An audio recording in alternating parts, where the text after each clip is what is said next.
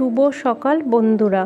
আর দেখো, আজকে যেহেতু শ্রাবণ মাসের লাস্ট সোমবার, তাই আমি সকাল সকাল বাসি কাজ সেরে স্নান টান করে চলে এসেছি পুজো দিতে।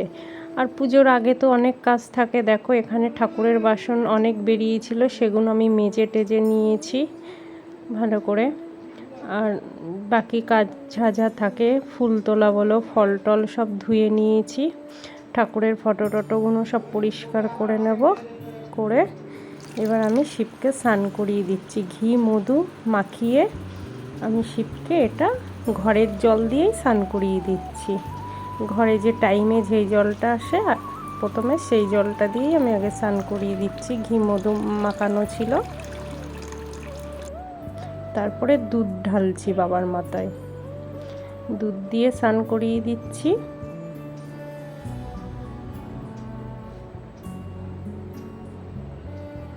নন্দীকেও দিচ্ছি।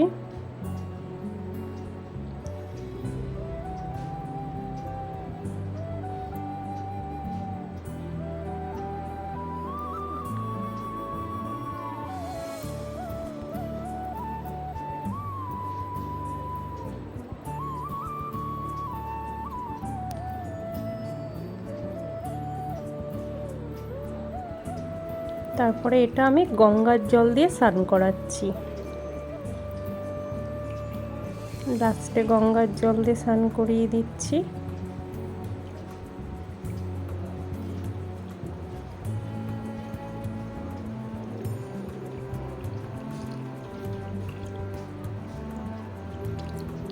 দেখো, স্নান করা হয়ে গেছে। এবার আমি ঠাকুরটাকে তুলে, যেহেতু আজকে সিংহাসন থেকে এই থালাটার মধ্যেই বসাবো, কেন অনেক ফল টল দিতে হয় তো, উপরে হয় না বলে এটার মধ্যেই আমি বসাই।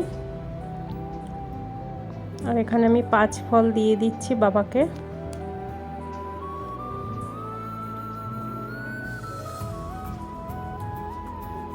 দেখো, 5 ফল আমি দিয়ে দিয়েছি সাজিয়ে। আমি এই ভেবেই, কোনো শিবের পুজো থাকলে এই ভেবেই করি। আর দেখো, এখানে অনেক ফুল, বেলপাতা আমার মেজ দিয়ে এইগুলো আমার জন্য পাঠিয়েছে। আর দেখো, দুধলা ফুল একটা হয় না, আমার কাছে এখন 4-5টা আছে। এত দিয়ে কি করব, ওই জন্য ভাবছিলাম কাউকে দিলেই ভালো হতো, কিন্তু দেখি কাকে দেওয়া যায়। আর এখানে দেখো, বেলপাতাগুলো এতটাই ভালো দিয়েছে, এরকম ফ্রেশ বেলপাতা সবসময় পাই না। আমি এখানে শিবের মাথায় দিয়ে দিলাম 5টা বেলপাতা। আর কাটাগুলো দেখো ছোট ছোট, কত সুন্দর, দিতেও ভালো লাগে। সব কিছু এত ভালো হলে না পুজোর সময় মনটাও ভালো লাগে। আর দেখো, এখানে আমি সব ফুলগুলো মালা করতে পারিনি, এই ভেবেই সাজিয়ে দিয়েছি। দেখতে খারাপ লাগছে না, সুন্দরই লাগছে, যেহেতু অনেক ডাল শুদ্ধ ছিল ফুলগুলো। এই ভেবেই সাজিয়ে দিলাম।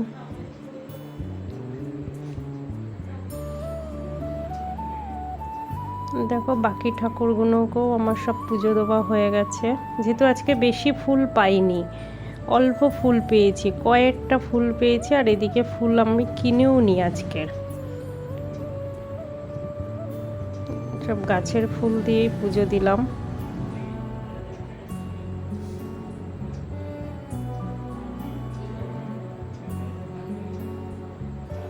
এখন ধর মালা করতে গেলে অনেক টাইম লাগবে, আর এত টাইম তো দেওয়া যায় না। এমনি পুজো দিতে আজকে সোমবার, আর পুজো দিতে এত সময়, মালা করিনি। ভাবছিলাম মালা করব, কিন্তু মালা করতে তো সময় লাগে বলো, ওই জন্য আর করলাম না। আর এখানে আমি একটা কর্পূরের আরতি করছিলাম, কর্পূরের আরতি করেছি। আর দেখো, ওটা ওখানে জ্বলছে।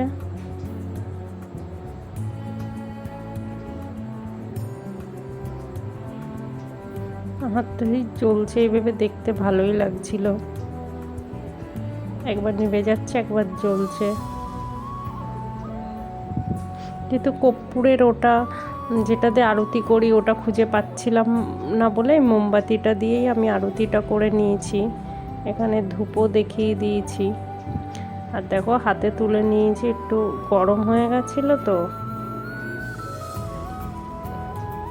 কর্পূরটা ছোট জায়গার মধ্যে হয়ে গেছে বলে এরকম হচ্ছিল, যদি ওটা দিয়ে আবার করে নিতাম।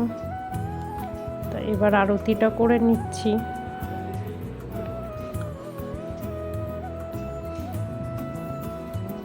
ওটা পাচ্ছিলাম না বলে এটা দিয়েই, কর্পূরটা দিয়ে এখানে এইভাবেই আরতিটা করছি।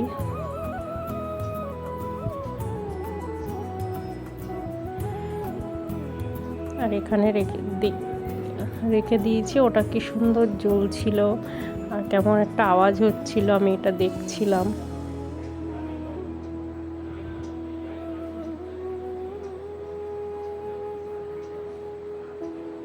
একবার জ্বলছে একবার নিভছে, আর আমি বসে বসে এটাও দেখছিলাম। মনে হচ্ছে জল, এটা কিন্তু জল না, এটা কর্পূর জ্বলে এমন হয়েছে। কর্পূরটা জ্বলে যে জল জল টাইপের হয়ে গেছে, আর এই জলটাই এতক্ষণ ধরে জ্বলছে, অনেকক্ষণই জ্বলছিল। আমি ঘোরাতে পারছিলাম, আরতিটা করতে পারছিলাম না। একবার রাখছি একবার করছি, যেহেতু এটা দিয়ে করা যায় না তো তার জন্য অসুবিধাটা হচ্ছিল।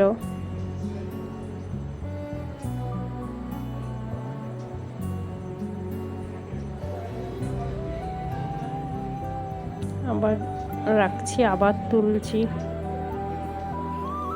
তারপর যাই মন্দিরে যাব পুজো দিতে। আর দেখো রেডি হয়ে গেছি, মন্দিরে যাচ্ছি একটু জল ঢালতে। সোমবার করে যাই, শ্রাবণ মাসের সোমবারটাই যাই। আর এই যে এই মন্দিরটা আমি জল ঢালতে চলে এসেছি, যেহেতু ভিড় ছিল অনেকক্ষণ দাঁড়িয়ে, তারপর একটু ফাঁকা হয়েছে আর দেরিও হয়ে গেছিল আজকের আমার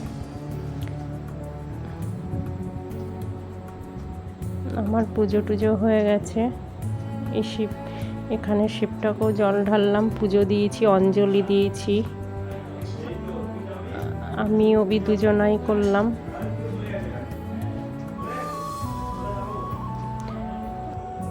দেখো আমাদের পুজো হয়ে গেছে, আমরা বাইরে দাঁড়িয়েছিলাম, আর অবিকে বলছি এদিকে তাকা, ও শুনছেই না।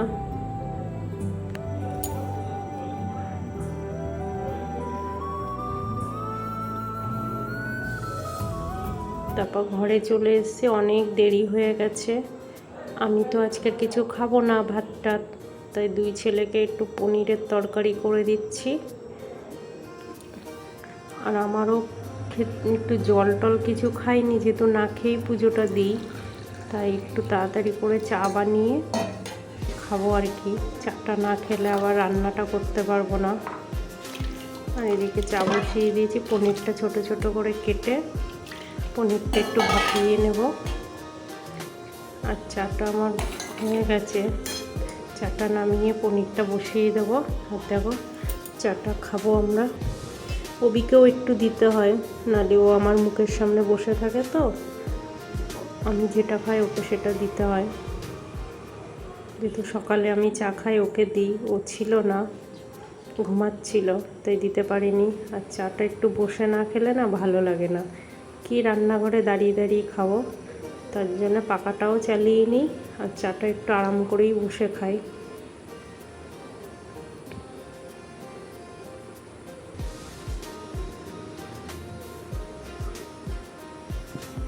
আর একজনকেও চা দিয়েছি, গরম গরম চা কী করে যে এত তাড়াতাড়ি খাই আমি বুঝে পাই না।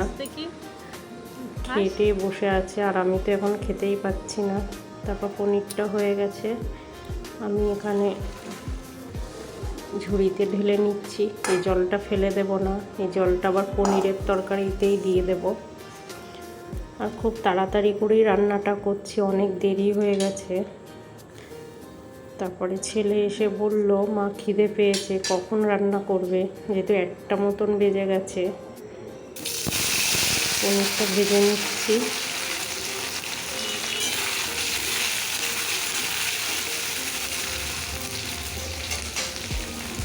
পনিরটা ভাজা হয়ে গেছে, এবার আমি তুলে নেব।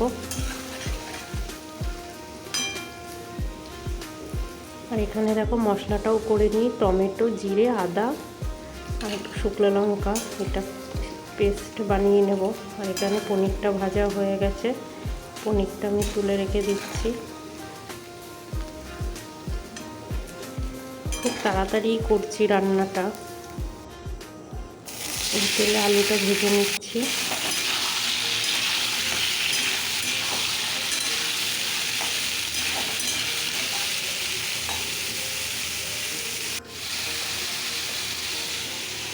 আলুর পরিমাণটা একটু বেশিই দিয়েছি, আর মশলাটা দেখো করে নিয়েছি, একদম পেস্ট হয়ে গেছে। কেন একটাই যেহেতু তরকারি একটু বেশিই করতে হবে। মশলাটাই দিয়ে দেব।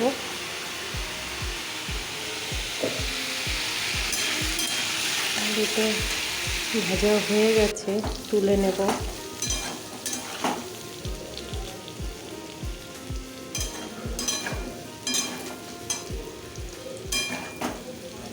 আলুটা তুলে রেখে দিই। এই তেলের মধ্যে, কড়াটার মধ্যেই একটু তেল দিয়ে গরম মশলা, তেজপাতা, শুকনো লঙ্কা ফোড়ন দিয়ে মিক্সির মশলাটা দিয়ে দিলাম, দিয়ে কষে নেব ভালো করে। যেহেতু আমি পনিরের তরকারিতে হলুদ দেই না, একটু নুন মিষ্টি দিয়ে দিলাম। মিষ্টিটা দিই, মিষ্টি না দিলে ভাল লাগে না আবার আমার কাছে।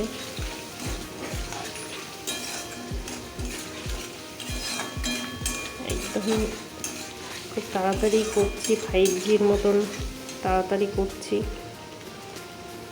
ছেলে বলেছে খিদে পেয়েছে, আবার টাইমে না দিলে বলবেই তুমি পুজো টুজো করতে করতে খাওয়ার টাইমে আর খেতে পারছি না বলে বসে থাকবে। সব কিছু একসঙ্গে দিয়ে দিলাম, পনির ভাজা, আলু ভাজা দিয়ে ভালো করে কষে নেব। কেন আমি তো আজকে উপবাস খাবো না, কিন্তু ওরা সকালবেলা একটু ছাতু খেয়েছিল আর সারাদিন খায়নি, আর 2টো বাজতে যায়। ওদেরকে না খেতে দিলে আমার মনটাও ভালো লাগছে না, তাড়াহুড়ো করেই রান্নাটা করছি। আর পনিরের জলটা যে ছিল ওটাই দিয়ে দেবো।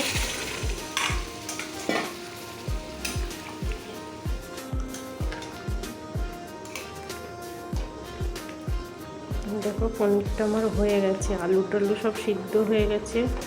আর একটু ঝোল ঝোল টাইপের রেখে দেব, কেন ওরা আবার এটা দিয়েই খাবে, বেশি শুকিয়ে ফেললে তো হবে না। পনিরটা আমার হয়ে গেছে, আমি নামিয়ে নেব। আর যেহেতু পাকার নিচেই ভাতটা দিয়ে দিয়েছি বেড়ে, আর এখানে অল্প করে তরকারি নিয়ে চলে যায়, তাহলে ঠান্ডাটা তাড়াতাড়ি হবে, ওদেরকে দিতে পারবো। খুব তাড়াতাড়ি রান্নাটা করে দেখো ভাতটা বেড়ে ওদেরকে খেতে দিয়ে দিয়েছি। আর ওবিকে আমি খাইয়ে দেবো আজকে, কেন ও একা একা খায়, যদি অনেক ভাত ফেলে, ঠিকভাবে খেতে পারে না, তার জন্যে আজকের আমি খাইয়ে দেবো। যেহেতু আমি খাবো না, আমি বসে থাকবো, কী করবো, ওবিকেই খাইয়ে দিই। আর ওকে কখন থেকে ডাকছি, তোর এত খিদে পেয়েছে, ওবির খাওয়া হয়ে যাচ্ছে, চলাই খেতে, ওর নাকি খুব। আর দেখো সন্ধ্যা হয়ে গেছে, আমি সন্ধ্যা প্রদীপ দিয়ে দিলাম। আর ঠাকুরের কাছে একটাই চাওয়ার ছিল যে তুমি আমার সন্তানকে সুস্থ করে দিও, আমার 2 সন্তানকেই ভালো রেখো, সব মায়ের সন্তানকে ভালো রেখো। আর যেটুকু আমার বেশি সমস্যায় ভুগছি সেটা হচ্ছে আমার সন্তানের জন্যে আমার ওবিকে সুস্থ করে দিও, আর সব মায়ের সন্তানকেই ভালো রেখো। আর ভিডিওটা এখানেই শেষ করছি। সবাই ভালো থাকবেন, সুস্থ থাকবেন, আর ভিডিওটা ভালো লাগলে অবশ্যই লাইক কমেন্ট করবেন।